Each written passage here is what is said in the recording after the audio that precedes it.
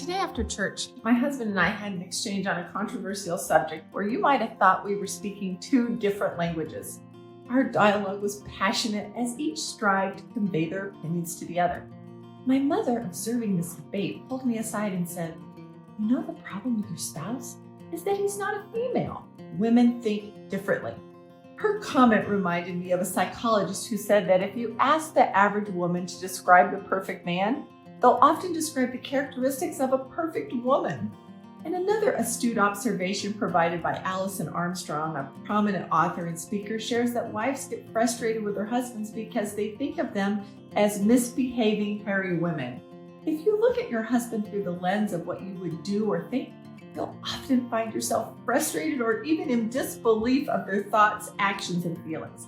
But once you realize they're acting very congruent and consistent with their genetic makeup, it can bring you a lot of peace. That is, they think like most men think. Ladies, please take into consideration that when your husband says something that you find hurtful or offensive, often they didn't mean it to be hurtful or offensive. Not only are their actions benign in their mind, much of what a wife can view as hurtful is because of her own spin on the situation. Last week I had such a day. My husband had made so many quote-unquote offenses, I decided I needed to make a list and write a whopper of a love letter to him.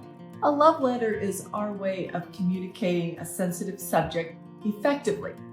I don't advise writing lists of wrongs, but actually the opposite, keeping track of the lists of rights, the loving gestures, the thoughtful comments, the random acts of kindness, and meaningful looks, touches, and kisses to remind myself in times of frustration of all the reasons I love this man.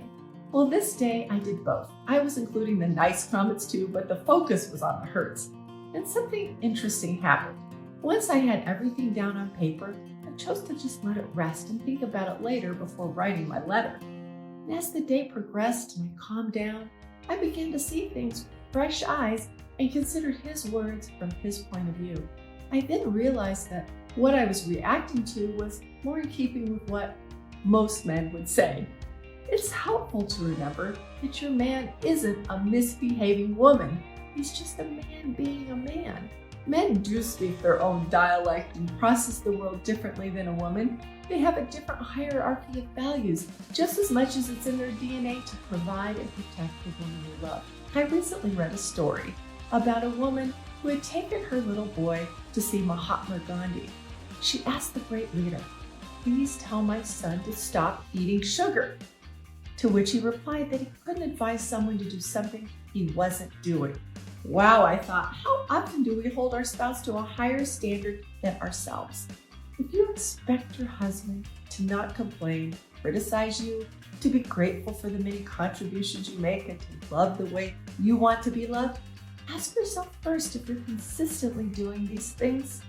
Then consider that maybe, just maybe, that men and women see the world from two completely different points of view. Just as there are two sides to the same coin that reveal a completely different image, neither perspective is wrong, it's just different.